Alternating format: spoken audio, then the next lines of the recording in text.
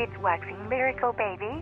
Hello, Waxers, and welcome to Waxing Lyrical Wayne and Nuts. I'm your host, me, to my colleague, who was 0-3 in fantasy matchups in this podcast, but somehow winning the only bet we have going. It's Mr. Neil Dutton. How are we, Neil?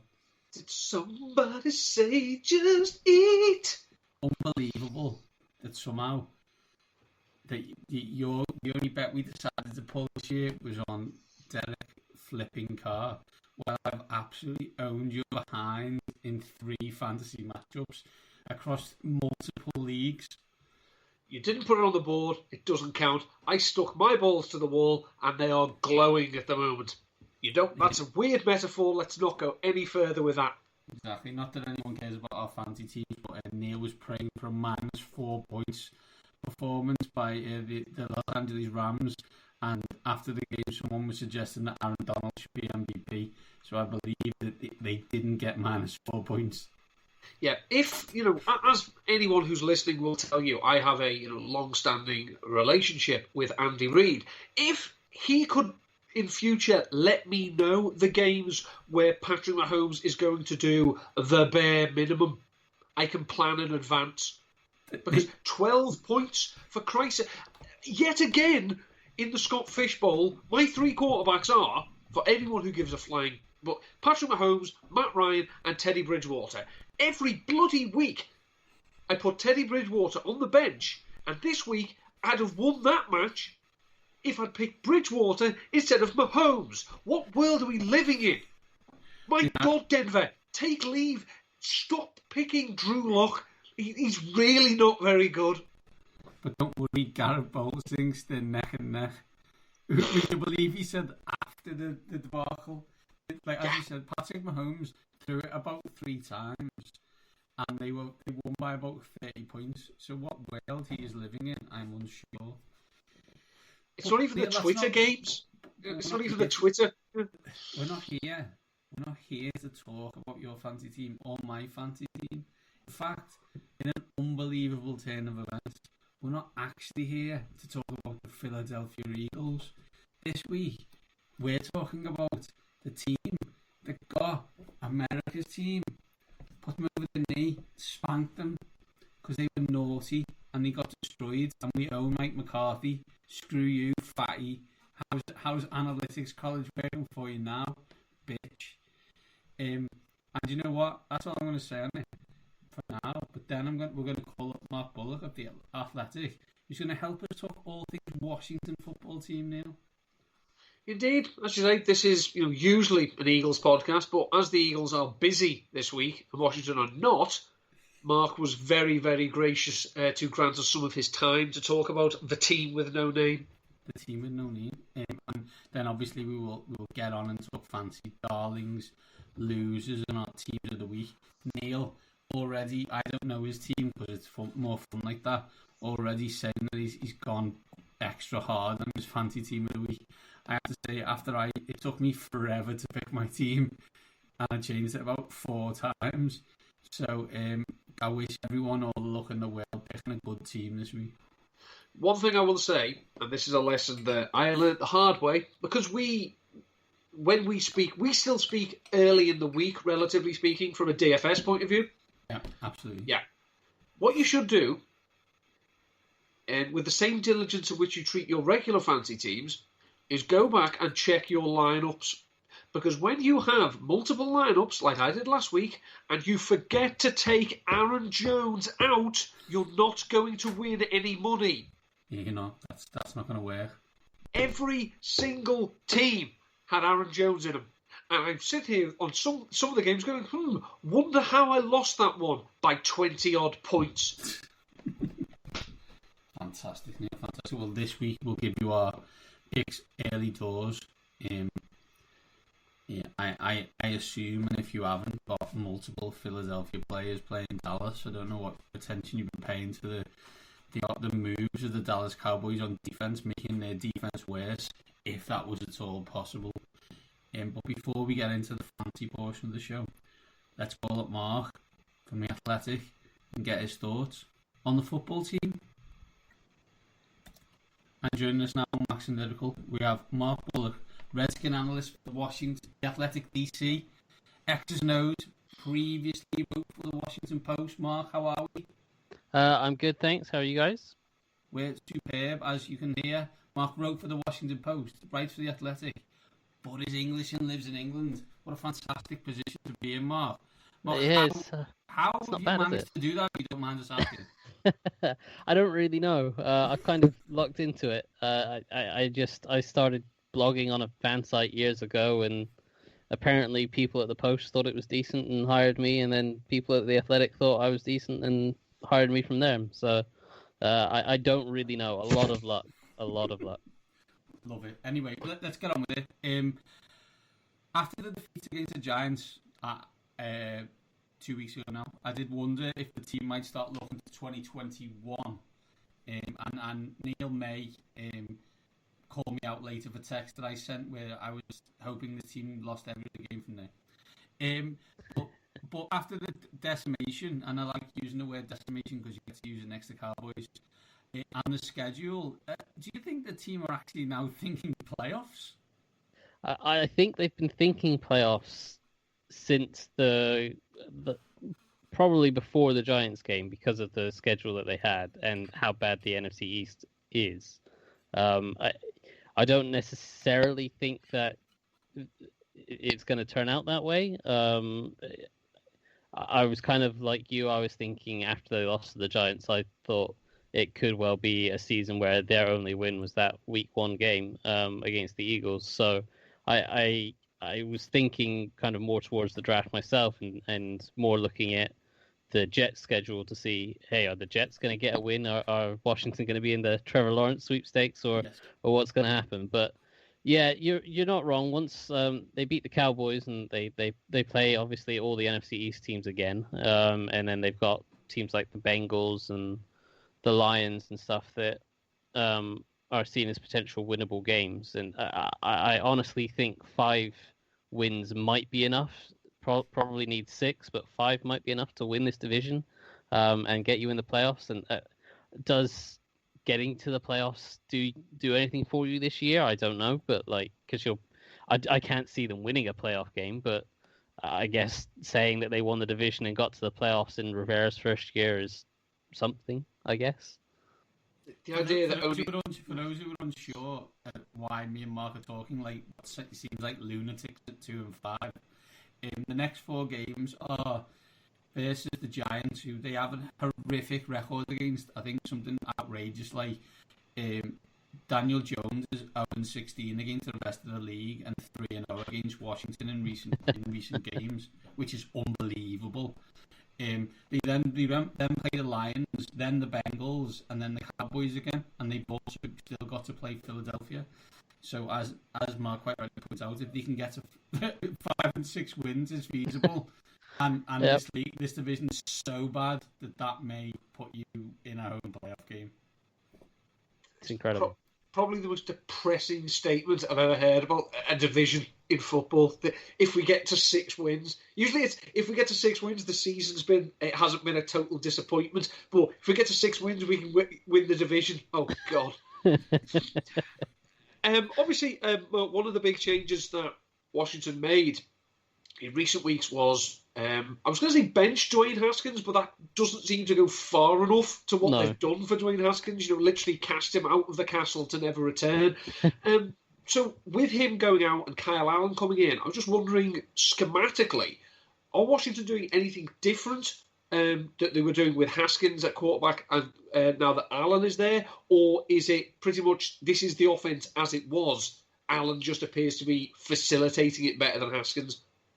I thought, and I wrote as much, that the offense had been narrowed down to fit Haskins in a year where it was a new system for him. He obviously didn't have any time in the offseason really to be with the coaches, and they were just kind of picking a handful of concepts that he was comfortable with, and it was stuff that they had run a lot last year that he had had success with last year. But then when we saw Kyle Allen come in, we saw a lot of the same concepts pick up, and there wasn't a huge change schematically. Now, there was a little bit this week because they played the Cowboys and they were winning, and I think that was probably more down to the fact that So far this year, until the Cowboys game, they've not had basically not been able to play with the lead. They've been playing from behind. They've been struggled to run the ball, and they've been always in second and long and third and long situations, and that narrows down your playbook more than what quarterback you have in. So I think the situation probably narrowed the playbook more for Haskins, and now that against the Cowboys, they were able to run the ball more. We saw a little bit more of what Scott Turner wants to do schematically. So they did expand a little bit against the Cowboys, and hopefully we'll get to see it a little bit more, but it would require them to, have some production against a team that's not as bad as Dallas is right now. Mark, do you see any way of Dwayne Haskins ever playing quarterback for Washington again? Bar injury, not really. Or Dan Snyder decides that Haskins is his favorite child and wants him playing. I don't know. I don't see how they can go back to him at this point. The way I understand that there was things going on behind the scenes where they didn't feel he was working hard enough or what have you. But to bench him after just 4 games was rough, considering the circumstances going into the season. And then to not only bench him, as you mentioned, they kind of cast him away. They made him the third string quarterback behind Alex Smith, and he hasn't even dressed for the last few games. Like, I don't see how they go back to him at this point. They would have to be admitting that they were completely and utterly wrong, which most NFL coaches don't particularly like to do. So yeah, I don't see a way back for him at this point. I mean, obviously, when he came out of college into the NFL, there was, some people. It looked like a Snyder pick. It looked like one of those times that the Washington front office had not been able to lock the door and keep Dan Snyder out, of the draft room. Yep. And it seemed that Jay Gruden was, desperately, in the, blink twice if you're being held against your will, Jay, trying to send us messages saying he's not ready, he's not up to it. But obviously when Jay Gruden went and then, Dan Snyder starts taking control, as it were, he was always going to play. It just seems that while there are limitations to his talent, obviously he's not the most mobile quarterback in the world. He's not, a Kyler Murray or a Daniel Jones even. Sure. I can't believe I'm comparing anyone favourably to Daniel Jones, but here we are. It just seems that there were problems that we're not really privy to that seem to be holding back. There was obviously the selfie, that he ran off to take last season. There's, as you say, probably not working hard. The rumour that I heard as well that he was bragging about his stats before, after the Ravens game. Yeah, that was a rumour that was going around. I think a lot of the questions about him have basically come from maturity, and I think throughout the off season we saw a growth from him, maturity wise and work ethic wise, but. I guess that hasn't continued into the season, or he hasn't continued to mature. Rather than he got to a certain level, but that's not the level required. On the field, he has a lot of issues with mechanics. His footwork is particularly bad, and that can cause him to sail throws that he should easily make, and just be inaccurate in general. So the footwork needs a lot of improvement, and that has caused issues for him on the field. But I think they were willing to work with that and live with that because of the upside that he has. But the maturity is, I think, the thing that is holding him back in the eyes of Rivera and the coaching staff. I think last year he didn't have a great situation. As you say, Jay Gruden didn't really want him. And I don't think that was an indictment on his talent. I think that was more... Jay Gruden was in a situation where he had to win. That he was going into a kind of a dead year of his contract, where it's I win, get to the playoffs, and I get an extension, or I'm getting fired. And so he didn't want to trust a rookie quarterback in that situation. Coaches tend to want to go for a guy that they can trust to be a solid guy, and that's why he had traded for, or sorry, that's why he signed Case Keenum.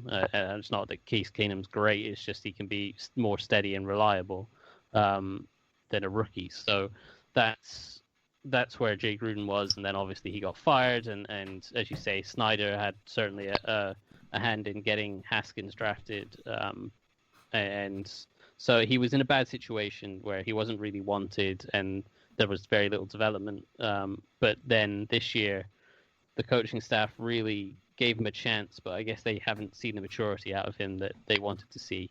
And I think that has been the ultimate contributing factor to why he was ultimately benched. One of the younger players who does seem to be developing nicely is obviously Antonio Gibson. He's still, I'm not just saying he's not learning how to be an NFL running back, he's still learning to be a running back. Yeah. Very limited production at that role in college. Obviously, as you mentioned before, there have been a lot of situations where they haven't exactly had a neutral or favourable game script. But I'm just wondering, what do you think about his progress so far? Yeah, he's progressing quite nicely. I think the offensive coordinator, Scott Turner, this week stated about how in college he only had 33 carries, and on Sunday against the Cowboys he had 20. So that was basically the same amount of carries he's had in his college career. So he's definitely raw as a running back. The talent is obviously there, the athleticism, the lower body strength, the ability to break tackles while also being incredibly fast and explosive, and the versatility of being able to line up a receiver and running back is great. But there are little details of playing the running back position with how you read certain runs and the paths that you take and the vision that you need. I don't think his vision's bad. I think it's more just he's not always patient and sticking to the script of the run. I wrote about him this week, and there was a couple of examples where on an outside zone play, it's a designed run to be obviously attack the edge, but when the edge is taken away, it's designed to make one cut and get up the field. And on one play, the edge was taken away, so he tried to cut upfield and then thought he saw a gap back on the play side and tried to cut back outside. And that's just not something you can do on his own play, and it ended up getting wrapped up for 1 or 2 yards of minimal gain. So there are little things like that where he isn't staying patient. He's going at 100 miles an hour. He doesn't quite get the tempo and the patience needed as a running back in the NFL, but that should come with experience, I would think, and the raw talent for his ability to create his own yards by breaking tackles and bouncing runs and getting to the edge and using that explosiveness that he has is phenomenal. And I think he'll get there. It just will take him maybe a year or two to really learn the nuances. Do they look at him, Mark, and think, if we use him and then obviously Terry McLaurin, these are the kind of, I guess, skilled players we need going forward, and these are the ones we're going to try and build around for the offense, even if, as you said, they're not going to keep asking. So there's a situation where they're still going to need a quarterback at some point, although I'm sure Terry McLaurin's looking forward to his world where he's like Larry Fitzgerald or Andre Johnson at the Texans, where there's a litany of absolutely mediocre quarterbacks who've thrown them for 1,300 yards and 10 touchdowns a year. Yeah. Well, I mean, certainly they're the kind of guys, the kind of talent, the explosive kind of playmakers that any offense would want, and they can help make a quarterback better. Obviously, McLaurin is already one of the better receivers in the league, and he doesn't just have the speed, he has great route running. He's very detailed. He's working on his releases and how to beat different kinds of press coverage and different corners, how they play him. He's an exceptional young player, and he's someone that Washington would be wise to lock up for a long time. But he can help a quarterback in a lot of ways, and so can someone like Gibson, because of his explosiveness and his positional versatility. It gives the defense something extra to think about, and it's is he on the field as a running back? Does he shift outside to receiver? How do you match up against him personnel wise? And then if he does move to receiver, do you put a linebacker on him? Do you put a safety on him? Does that tell the offense or whoever is that quarterback, like, hey, we're playing man coverage, we're playing zone coverage? Like it gives them a lot of pre-snap information. So those kind of guys can help the quarterback, whoever the quarterback is.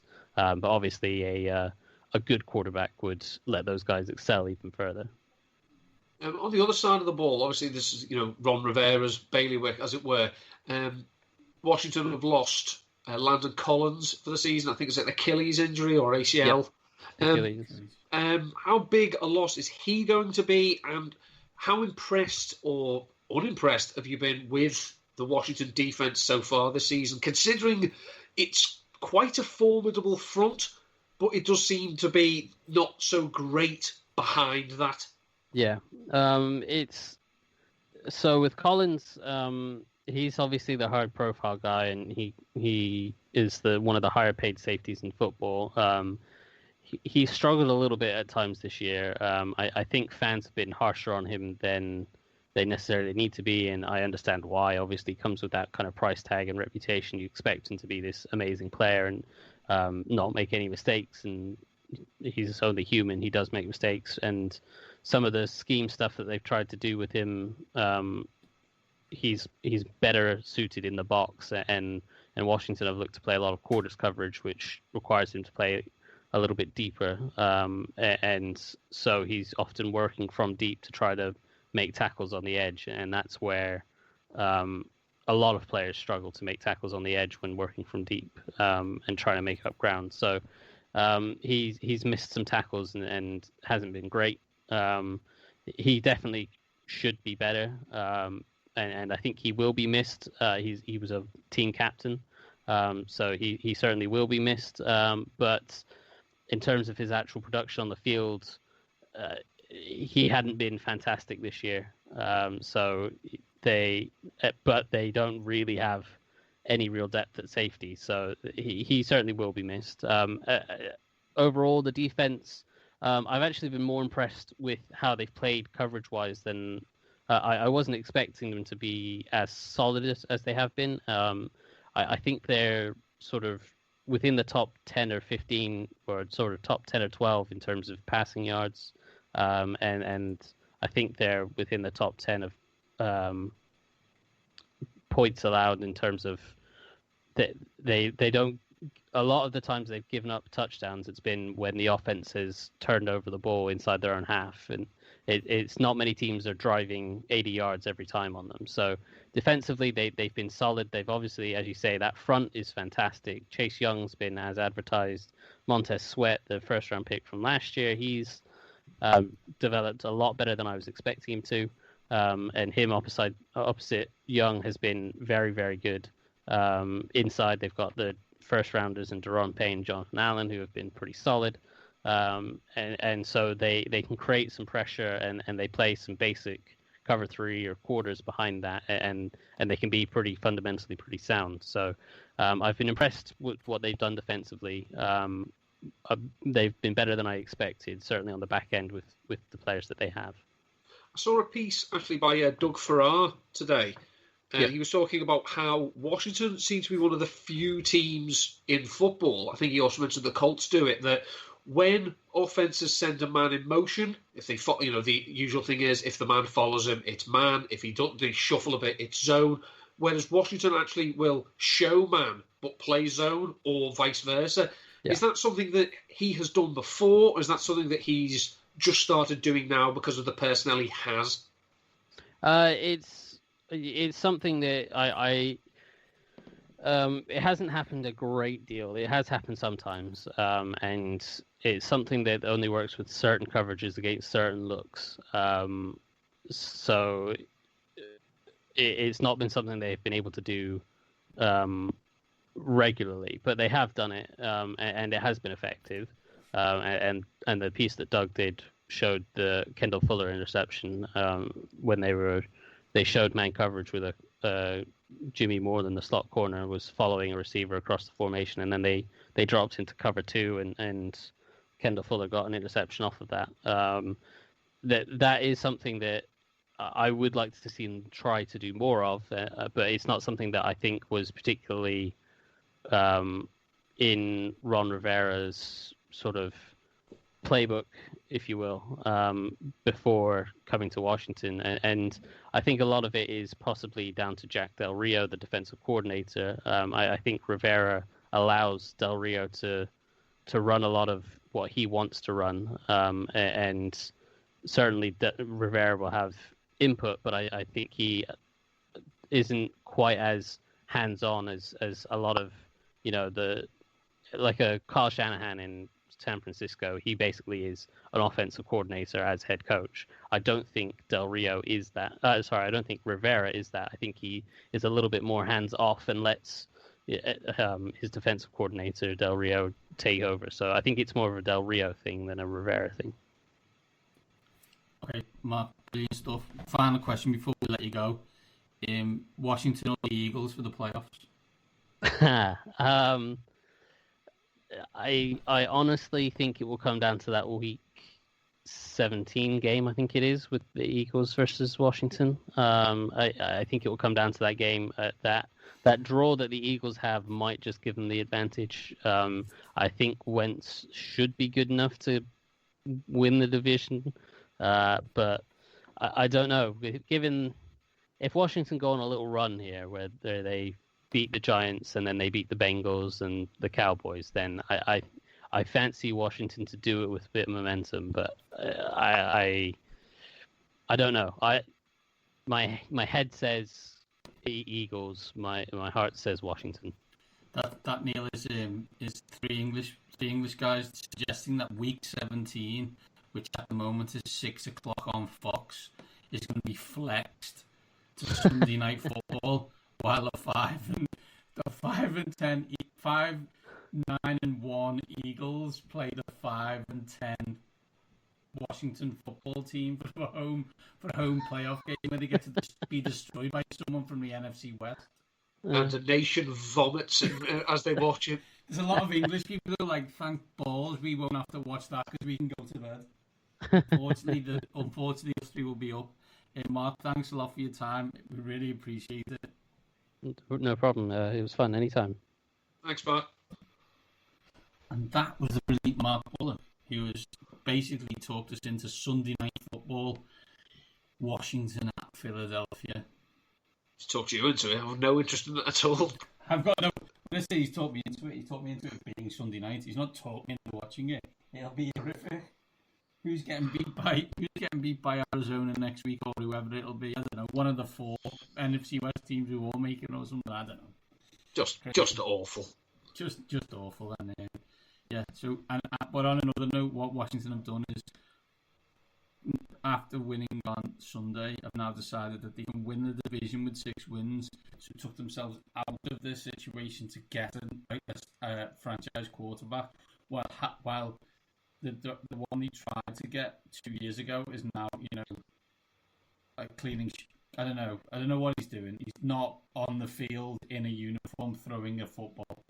Well, he's inviting family friends to stay in a secure hotel. Yeah. We skirted around maturity questions with Mark, and I think there's another example of it. But anyway, that's enough. That's enough on the NFL side of things. Let's move into fantasy. For the second half of the show, and let's start as always with who Neil's loving this week as his fantasy darling. Hello, darling. Now, I get many things wrong, and many things that I get wrong, I get them wrong usually quite quickly.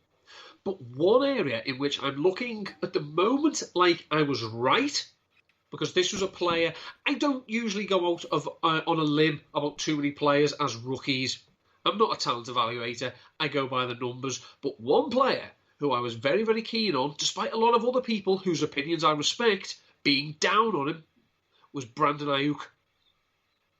And Brandon Ayuk lands in the perfect spot for his skill set, and he appears to be, delivering the goods. Last week he was exceptional. He had 6 receptions, 115 yards against the Patriots. I thought the Patriots used to play defense. They don't anymore. But anyway, he's here now. he is the number one as Deebo Samuel is injured. So there's pretty much George Kittle and Brandon Ayuk. And I think, is it you or is it your eldest son who's playing running back for them this week? My 13-year-old Alfie is the running back for the San Francisco 49ers. Based on the Shanahanigans, I expect him to have 20 touches for 147 yards and a touch. Yeah. I'll say they are playing Seattle. Seattle don't agree with playing defense this season. So that's not true. That's not true. There's at least one person on the Seattle Seahawks who plays mean cornerback. That man is DK Metcalf. That was frightening. I mean, the video was incredible, but Buda Baker knew DK Metcalf was coming. I'm stunned that he didn't actually crap himself when he turned around and saw this centaur approaching with one goal in life, and that was to knock him on his ass. Buda Baker ran a 4-3. He's not slow. No. Every step he took, Metcalf got closer. The memes, by the way, across the internet are absolutely fantastic. My favourite is DK Metcalf with a wig on, and it being Karen, and Buda Baker being a manager. Yeah. Clearly my favourite. DK Megatron. But unfortunately, this week, my fancy darling is not DK Metcalf, it is Brandon Ayuk. Neil, speaking of losers like the Seattle defense, who is your fancy loser this week?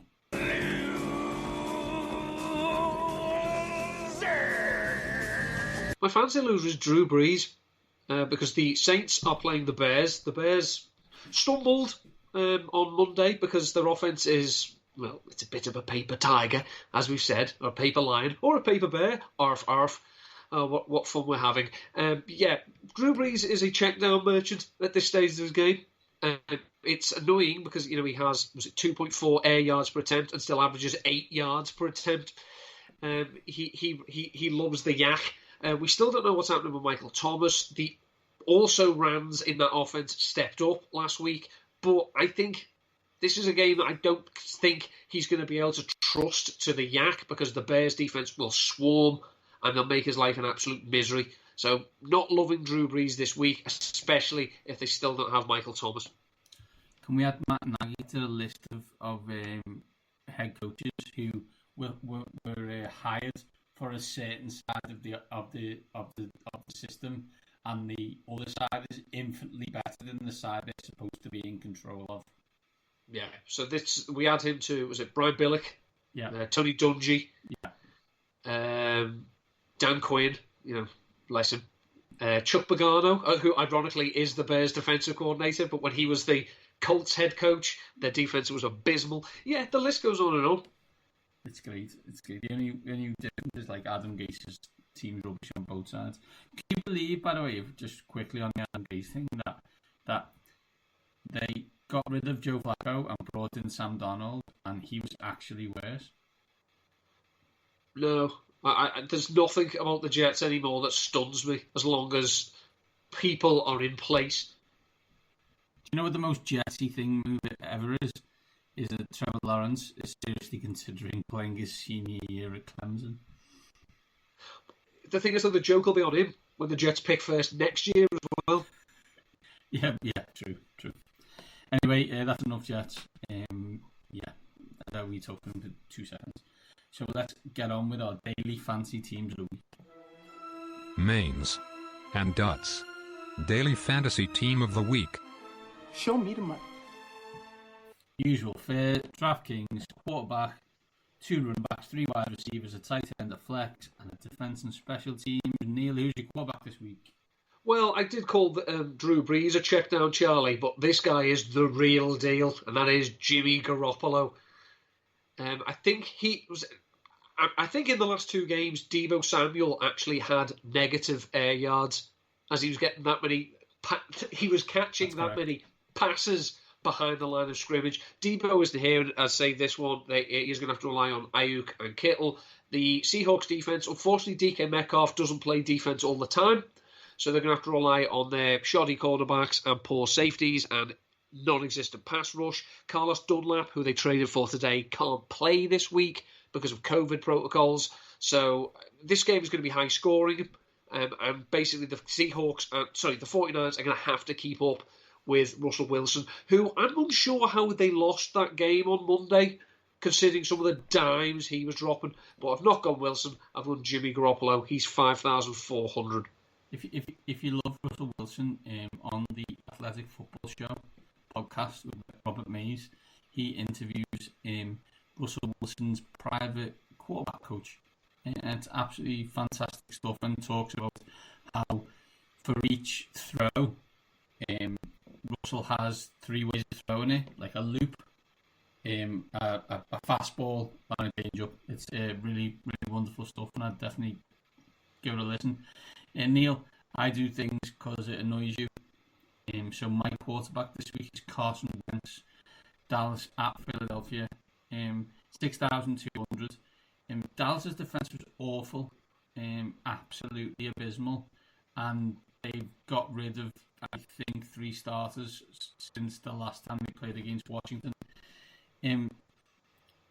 Wentz to stars and scrubs, man. Neil has not necessarily put this theory out in public, but believes that Carson Wentz is actually better when all the players around him are truly terrible and we've never heard of them. Luckily for Carson, that's how it's going this week, apart from the fact it sounds like Jalen Reagor may play this week. For Carson Wentz, 6,200. I think it's an nailed-on quick show.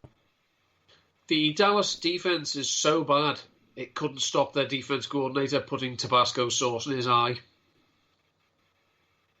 They have -9 points. Yeah. In fantasy over the season. Think about that, everybody. If you pick the Dallas Cowboys defense every week, you'd have 9 less points than if you didn't pick anyone. And just remember, they didn't have salary cap space to sign Dak Prescott to a long-term deal because they paid Jalen Smith.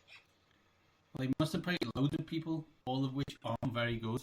By the way, how's that running back working out for you?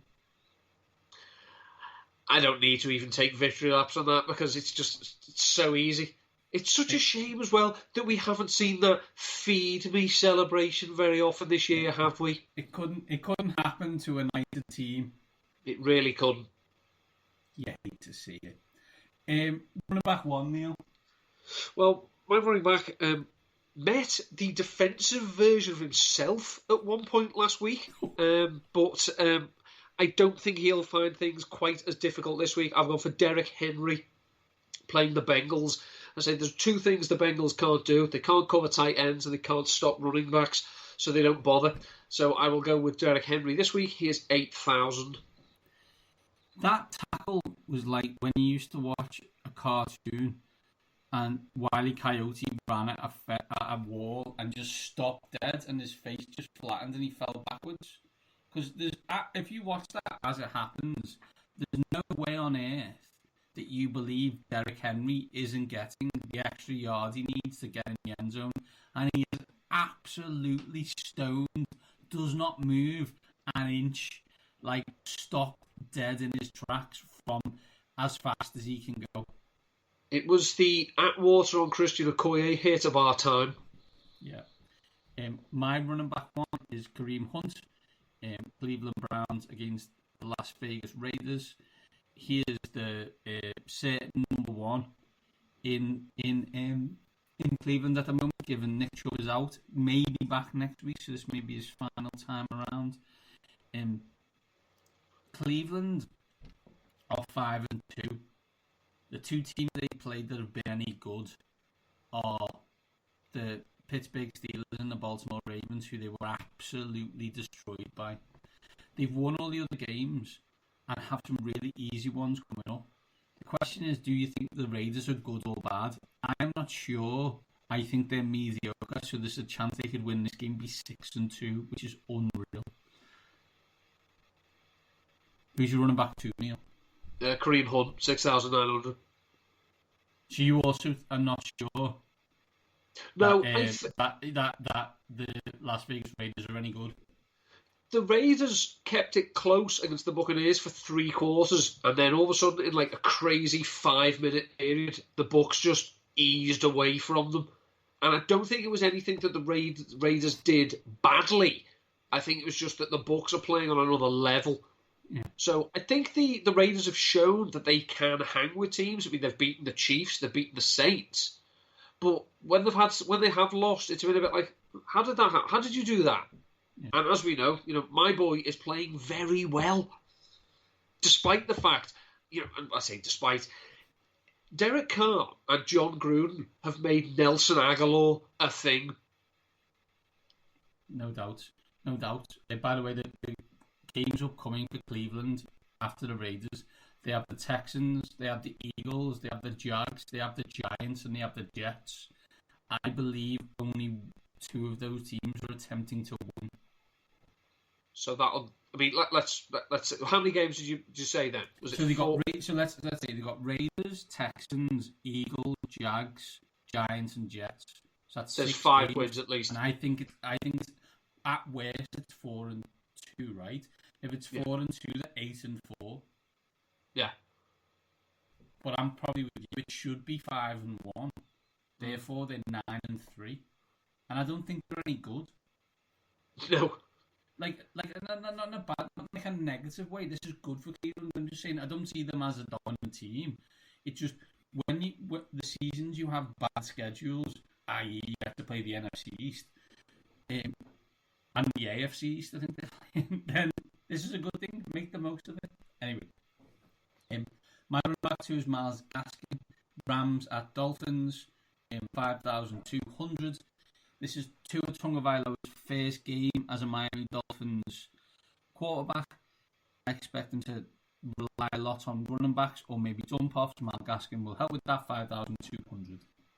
I think it's a volume play. He has been getting an awful lot of volume lately. They're not an easy team to run on, the Rams.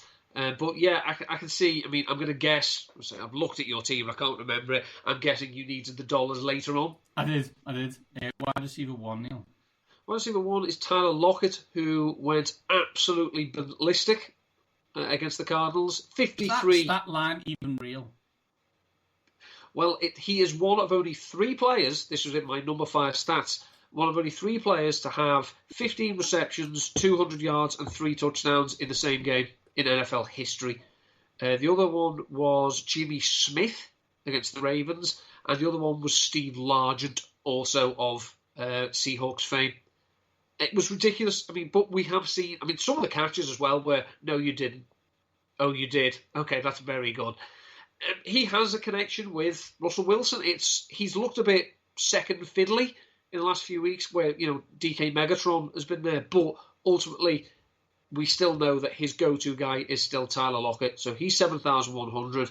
San Francisco defense is good, but it's not great. It's very, very banged up. And as I say, I think this one's going to be a shootout. Okay, in questions to why has Maine's got Myles Gaskin as his running back and other such memories coming up later on. My wide receiver 1 is Davante Adams. He's 8,800. He's fit, and he's playing Minnesota, who are terrible at defending the pass and may get as many points as Tyler Lockett did last week. The Texans' strategy for covering Davante Adams, i.e. not, was bold, but ultimately foolish. But let's defend what the Houston Texans slightly. The first play of the game, Bradley Roby went out, and therefore Aaron Rodgers, because let's be honest, he's a bully, decided to then pick on them by throwing to Davante Adams every single play. Yeah. Bradley Roby, of course, as anyone is aware who watches or reads, is, of course, the second coming of Darrelle Revis and would have made a huge difference. No, I'm not saying he made a huge difference, but if he's gone from mediocre cornerback to non-existent. To the non-existent cornerback, that's a drop-off. Yeah. Obviously, Adams already had one game where he absolutely pantsed the Vikings this season in week 1. Was it 16 receptions? Yeah. There's literally no number you could tell me he'll get this week, and I still wouldn't think it was enough. Wide receiver 2, Neil. Wide receiver 2, 5,800 is Brandon Ayuk. My wide receiver 2, again in the I've got no money sweepstakes, is Scotty Miller, 4,000, Tampa Bay against the Giants. I don't expect Antonio Brown to play. Chris Godwin is out with a broken finger, and Mike Evans is actually Mike Allstott, so can only catch it 1 yard from the end zone. So the two players who are probably going to get the most rub this week are Scotty Miller and Rob Gronkowski, or as I like to call it, old school Patriots white quarterback, white wide receiver, Gronk-esque offense.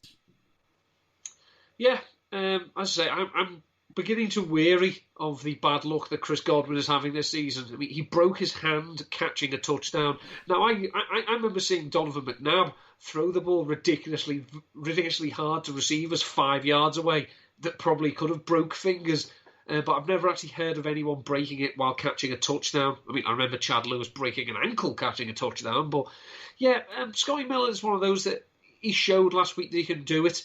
So that should stand him in good stead in free agency in a couple of years, because there's not a chance in hell he's still going to be in Tampa Bay. On that game, though, it was great to see the Gronk catch it over the small corner touchdown. Just epic. That reminds me of the good old days. Like, you know, I won't be mean to New England Patriots fans, but you all cried. I know you did. Wide receiver 3, Neil. Wide receiver 3, I've gone with a wide receiver that actually has chemistry with Baker Mayfield. It's Rashard Hollywood Higgins. The Cleveland Browns, as we said, are at the Vegas Raiders. Higgins came in when Beckham got injured last week, and has shown in 3 seasons that whenever Mayfield has looked his way, they've linked up quite well, quite efficiently. So I don't think he's going to get masses of volume. That's why he's my 3rd wide receiver. But I think he's going to get enough to get by. He's 4,200. And my wide receiver 3 is 3,900. He's the stack with Carson Wentz, and he's Greg Ward. Let's be honest, he's last man standing, with the exception of the return Jalen Reagor, who we're not sure is going to be fit. So yeah, Dallas are garbage. So Greg will probably get multiple catches and hopefully a touchdown. So 3,900. Your lack of respect to the GOAT that is Travis Fulgham is being noted, I should point out. Thank you. Tight end, Neil. Tight end is Albert Okwuegbunam. Who? The Denver Broncos, also known as Albert O, for obvious reasons. Noah Fant came out last week, but Alberto still saw 7 targets, caught all 7 of them for 60 yards. So in 2 games, he has 9 receptions for 105 yards on 13 targets. He is bloody quick. That is one thing that was evident from the combine. He is very, very quick. Now they're playing the LA Chargers. The Denver Broncos are playing the LA Chargers. These are 2 teams that are baffling. One team has a young quarterback who likes to go deep but can't throw to his own team, where the other team has a young quarterback who likes to go deep and actually does connect with members of their own team. This could be one of those shootouts that no one saw coming, but actually is one of the most captivating to watch on Red Zone this week. Divisional game, obviously. But yeah, I will go with Alberto. He is 2,800. My tight end is George Kittle in San Francisco against Seattle. He's 7,000 and the most expensive tight end on the board this week, with bloody good reason.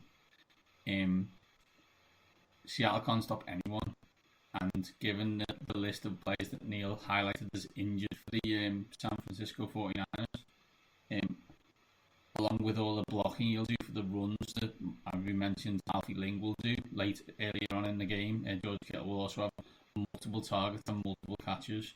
7,000, I expect him to have a lot of play. Who's your flex, Neil? Right, we've had a giggle, Indianapolis. We've all had a laugh, we've all had a joke. But can you start turning the bloody offense over to Jonathan Taylor now, please? this week would be a great week to start. They're playing the Detroit Lions. The Colts have not eclipsed 70 rushing yards in a game in their last 3 games. This is a team that wants to be physical and wants to run the ball. Do you want to do it then? Stop giving it to Jordan Wilkins. This Naeem Hines thing, it was funny in week 1, but the joke's sort of worn off now. You've got Jonathan Taylor. I know you told us in the off-season he's here to spell Marlon Mack, and we laughed. Then you spelled him with as I say, Naeem Hines and John Wilkins, and we've all had a giggle. But time to drink up now, boys. It's time to go home. Give the ball to Jonathan Taylor. They're playing the Detroit Lions. The Detroit Lions' defense is terrible. They won last week because, not through any great deeds of their own, but because the Atlanta Falcons are the new Los Angeles Chargers. I.e., how many ways can we find... This is something the Chargers never lost. They never lost a game by accidentally scoring a touchdown and leaving too much time. That was baffling. It was brilliant to watch Gurley fall into the end zone and the Lions defenders signal the touchdown. It was fantastic. But yeah, come on now, Indy. We've all had a laugh. We've all had a giggle. Let's be serious now. Give it to Jonathan Taylor. He's 6,600. Last week the Lions played the Falcons in the Can These Teams Have Playing Crazy Game Bowl. And the Lions took home the championship and now have to defend the championship against Phil Rivers. There's some epic juju in this game. I reckon this should have been a 3-way dance like in wrestling. It would have been awesome. Anyway, in my flex is a guy that used to be a meme. Is still a meme, but now is a meme who plays for the Las Vegas Raiders and can catch. It's Nelson Aguilar. He's 4,700. He's playing the Cleveland Browns, and now I can just see that dude's face after he said he caught a baby better than Nelson Aguilar can catch in football.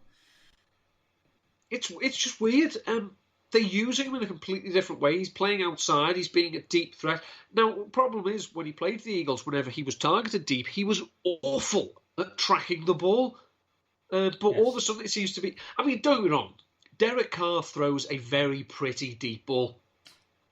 It is, it's a joy to watch. It always has been. It's a lovely flick of the wrist. I mean, I remember, I think it must have been 2016, his best season when he had a few MVP votes. I did at one point tweet, I think it was against the Saints, that Derek Carr pass made me pregnant. It is very pretty. It's just the last couple of years he has been very shy about using it.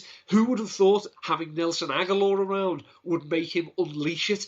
But yeah, I mean, it's not a terrible play. Yeah, who's your defensive special teams, Neil? Defensive special team is the Tennessee Titans. I don't know if anyone's noted this, but the Bengals' offensive line is a problem, and it's getting Joe Burrow killed. That was super fun last week, though. That was a great game. Was super fun, but yeah, that guy's going to get killed soon. Yeah, the great history of this game tells of how, the injury to one promising young quarterback led to Bill Walsh designing what became known as the West Coast offense because Craig Cook couldn't play again. I'm not saying that Joe Burrow was Greg Cook, but do we really need to find out? So, Yeah. I digress. Tennessee Titans are 3,000.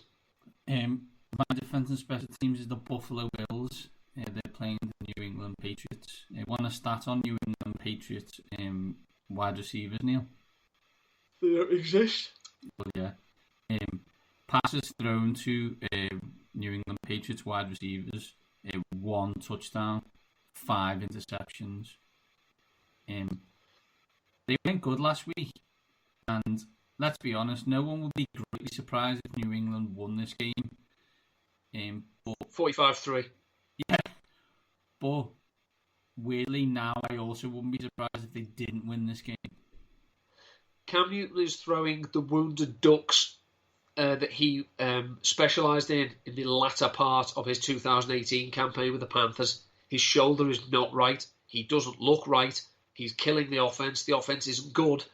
It's starting to look like maybe last year it was more scheme than Tom that was the problem. Yeah, but we shall see.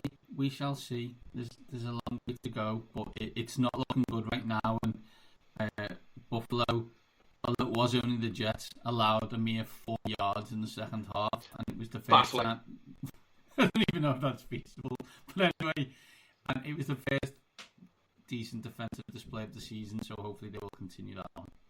Just baffling. By the way, Patriots fans pissing and moaning, sod off. Hey, we just had me and Mark just had a discussion about. This is a guy who wrote for the Washington Post and the Athletic, openly admitting that after the Giants game, he didn't think that team would win again, and that would have been a good thing. So I don't need anybody's heartache over like 57 Super Bowls and their team only going 7-9 this year. Yeah, piss off. It's not needed. It's not needed in this podcast. Go and have your podcast with Scott Zolak or Bill Simmons or someone else from the Boston area who gives a shit. Right, Neil. Let's round up. Quarterback. The architect of the Patriots' pain last week was Jimmy Garoppolo. Not really sure he was the architect, but I understand what you're saying. Jimmy wins, baby. My quarterback's Carson Wentz. Running back 1. Derrick Henry. I've got Kareem Hunt. Running back 2. Kareem Hunt. I've got Matt Gaskin. Wide receiver 1. Tyler Lockett. I've got Davante Adams. Wide receiver 2. Brandon Ayukin. Scotty Miller, who's probably from the Boston area, I assume. Scary. Wide receiver 3. Hollywood Higgins. I've got Greg Ward. Tight end. Tight end, hang on a second, need to get his pronunciation right again, is Albert Okuwebunam. It's not, but okay. My tight end is the most electrifying man in sports. George Hill. Flex. John Taylor. Man is not the rehabilitated Nelson Aguilar and the defensive special team. The Titans of Tennessee. I've got the Bills of Buffalo. Neil, that's it for this week. But before next week, where can people catch you? Find me on Twitter at @endupton13. Usual places, usual scenes. Weekly stats on Numberfire. Super Bowl odds tracker on Numberfire. The tight end report on Rotoviz. And as the Ravens are now back in action this week, I have some things on Ravenswire. I have the scouting report ahead of the Pittsburgh Steelers. That's coming at the end of the week. I've done the AFC playoff picture. I've done the draft order. I've done a piece about the immediate impact they can expect from Yannick Ngakoue. And I've also got 7 fun facts about the most fierce rivalry in the NFL at the moment. You know, probably one of them, the Ravens and the Steelers. So, yeah, it's all good. And also, I'm doing a pre-recorded bit for Nat's NFL show. Basically, it's 3 players that shouldn't be on your bench this week. Awesome. I'm at Minty7. Combine me at waxing_lyrical. Enjoy this week. There's a great game which we haven't talked about at all. Pittsburgh at Baltimore. Neil will probably talk about it a lot for Ravenswire. Get it on. Get it watched. Not just Red Zone. And enjoy. Until then, these top guys are out.